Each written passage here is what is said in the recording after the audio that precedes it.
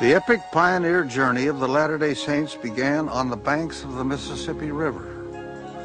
Here at Nauvoo, they had transformed a swamp into a thriving community of commerce and fellowship.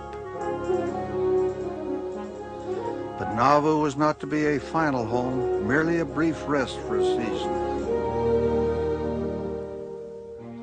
The severe persecution that had driven the Saints from Missouri again threatened their lives and their city. The prophet Joseph Smith and Hiram were martyred at Carthage jail on June 27, 1844.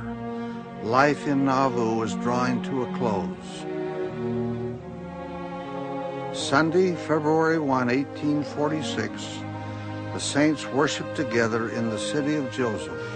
The next day, Brigham Young directed families to be ready to leave with only 4 hours' notice.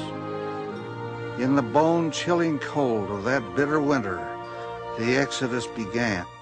Many of the saints gathered their belongings and closed the doors of their dwellings for the last time as they turned to what lay across the river and west.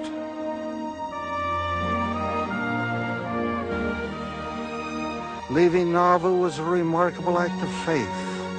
There was much of hardship ahead for these pioneers, but they had faith in their leaders and faith in the Lord and His goodness.